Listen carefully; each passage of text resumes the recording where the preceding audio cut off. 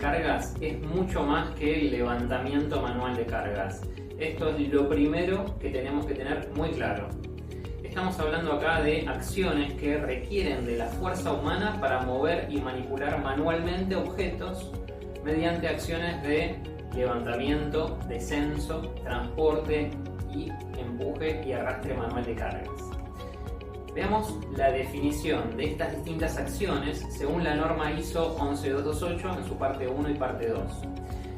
Levantamiento manual de cargas se trata de la acción de desplazar verticalmente una carga de su posición inicial hacia arriba, sin ayuda mecánica y sin transporte. Puede incluir el desplazamiento de la persona con la carga, pero hasta 1 metro como máximo. Descenso manual de cargas se refiere a la acción de desplazar verticalmente una carga de su posición inicial hacia abajo, sin ayuda mecánica y sin transporte. Lo mismo puede incluir el desplazamiento de la persona con la carga, pero hasta 1 metro como máximo. Transporte manual de cargas es la acción de desplazar horizontalmente una carga sostenida con una o ambas manos o sobre uno o ambos hombros o sobre el cuello caminando a partir de 1 metro o más sin ayuda mecánica. Empuje manual de cargas se trata del esfuerzo físico humano en el cual la fuerza motriz está dirigida hacia adelante y alejándose del cuerpo del trabajador mientras que éste esté detenido o se desplaza hacia adelante.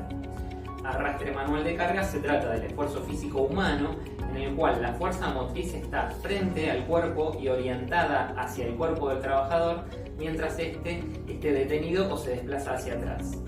Ahora bien, existen numerosos factores a considerar en este tipo de tareas que pueden aumentar el riesgo intrínseco de las mismas, desde la altura de manipulación, la distancia horizontal, el giro sagital, hasta el tipo de rodamiento, el diseño del carro, el tipo de agarre y por supuesto la carga que es llevada de un punto al otro. También existen factores de la organización del trabajo, como la distancia, la frecuencia, el tiempo de exposición y sin dudas un factor a considerar es la edad y el sexo de la persona que trabaja. Como vemos, no solo se trata del diseño del puesto y la tarea, sino también aquí entran en juego el layout, el ambiente y hasta el diseño de los carros, por ejemplo. Si hablamos de métodos para la evaluación de riesgos derivados de la manipulación manual de cargas, uno de los más amplios y de mayor alcance es el de las tablas de Snook y Cirelo. La manipulación manual de cargas, sin dudas, es un elemento crítico en la aparición de trastornos musculoesqueléticos en el ámbito laboral. Investigaciones en el campo de la ergonomía indican que un número significativo de lesiones en el trabajo, especialmente las de la espalda, están vinculadas a esfuerzos excesivos relacionados con este factor de riesgo. Es fundamental que nos enfoquemos en la evaluación adecuada de las tareas que implican el manejo manual de cargas y en la optimización de los espacios laborales donde estas tareas se realizan. Entre las metodologías para evaluar los riesgos asociados con la manipulación manual de cargas, se destaca a nivel mundial la ecuación de levantamiento de Nash. Sin duda este método es uno de los más reconocidos y más utilizados por los profesionales de la ergonomía en todo el mundo. Este método se destaca por su precisión y su capacidad para adaptarse a las circunstancias específicas de cada tarea. Sin embargo, su aplicación se limita a la evaluación de tareas de levantamiento y o descenso manual de cargas realizadas en cortas distancias, menos de 1 metro, es decir, que tiene un alto nivel de precisión pero un alcance limitado. Por otro lado, las tablas de Snook y Cirelo, aunque son menos precisas y adaptativas que el método NIOSH, se pueden aplicar a un abanico más amplio de actividades de manipulación manual de carga, porque incluyen además el transporte, el empuje y el arrastre manual de cargas. Es decir que su nivel de precisión es menor que el de NIOSH, pero su alcance es mayor en cuanto a los tipos de riesgo por manipulación manual de cargas que podemos evaluar con este método.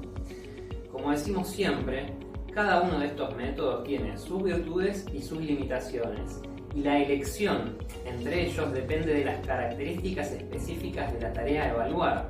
Por eso la diferencia la establece siempre el experto evaluador, que va a contar con los conocimientos y juicio profesional adecuados para seleccionar las herramientas específicas en su batería de métodos para cada caso en particular. Hablemos de la historia del método. En 1979 Snook y Vincent Cirelo hicieron un aporte significativo al campo de la ergonomía con su estudio sobre la manipulación manual de cargas desarrollado en colaboración con la compañía aseguradora Liberty Mutual. Este estudio fue clave para establecer límites en el manejo manual de cargas, teniendo en cuenta diversos factores como el género y la condición física de los trabajadores. El resultado principal de este estudio fueron unas tablas detalladas que especifican los pesos máximos recomendados para diferentes acciones de manipulación manual de cargas, clasificados según el género y los grupos poblacionales. Estas tablas, a menudo referidas como las tablas de Liberty Mutual, se han convertido en una referencia importante en el ámbito de la ergonomía laboral. Para la elaboración de estas tablas, Snook y Ciriello realizaron un exhaustivo análisis de las capacidades de los hombres y mujeres en entornos industriales. Esto incluyó la evaluación de múltiples variables psicofísicas durante la realización de tareas de manipulación manual de cargas, tales como la frecuencia, la distancia, la altura y duración de las tareas, así como las características de los objetos manipulados, incluyendo el tamaño y el tipo de agarre.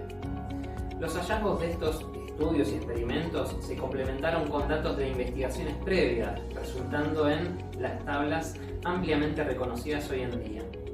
Con el tiempo y a partir de nuevos estudios y experimentos, se han realizado actualizaciones y revisiones de estas tablas, manteniéndolas relevantes y aplicables a los entornos de trabajo actuales en todo el mundo. El propósito principal de las tablas de Snook y Ciriello es ofrecer lineamientos claros para la evaluación y el diseño de tareas que involucren la manipulación manual de cargas. Este enfoque toma en consideración tanto las capacidades físicas y limitaciones de los trabajadores como las características específicas de las cargas que van a manejar. Es fundamental utilizar estas tablas de manera adecuada, ya que presentan la información utilizando diversos formatos y unidades de medida. Dado que estas tablas tienen su origen en Estados Unidos, es común encontrar que emplean el sistema imperial para las mediciones, con distancias en pies y pulgadas y pesos en libras. Ahora, a pesar de esto, es importante recordar que existen conversiones a metros, centímetros y kilogramos, y que también hay versiones de las tablas que ya utilizan directamente el sistema métrico internacional. Las tablas de Snook y Ciriello pueden mostrar la información de distintas maneras también. Por un lado, pueden indicar la fuerza máxima que debería ejercer el trabajador o el peso máximo recomendado de la carga en ciertas condiciones de trabajo, pero por el otro, también otros formatos nos pueden presentar un peso o fuerza determinados, el porcentaje de trabajadores expresado en percentiles para quienes esa carga podría resultar peligrosa. Entonces, esta flexibilidad en la presentación de la información hace que las tablas sean una herramienta muy valiosa y adaptable para diversos contextos laborales, permitiendo una evaluación precisa de las tareas de manipulación de cargas y contribuyendo a la prevención de lesiones y trastornos musculoesqueléticos en el ambiente de trabajo. Pero es importante conocer la diferencia en los distintos modelos de estas mismas tablas y sus distintas versiones. A su vez nos plantean un desafío adicional como expertos, ya que tenemos que conocer y tener claro qué es lo que aplica cada una de estas tablas y cuáles de las unidades son las que aplican en nuestro país, cuáles tienen que ver con nuestro marco legal y cuál es el formato que más se ajusta a la realidad que estamos evaluando. Lo importante es tener en cuenta que como instrumental de campo, en este caso vamos a utilizar el dinamómetro, por ejemplo, para medir la magnitud y la fuerza en las tareas de empuje o arrastre. El registro de los datos en las planillas de campo, la carga de datos en la herramienta informática, es decir, en el software de ergonomía, son fundamentales y obviamente la comunicación de estos resultados en un informe que materializa el resultado de este estudio. Son acciones que como profesionales tenemos que tener muy claras.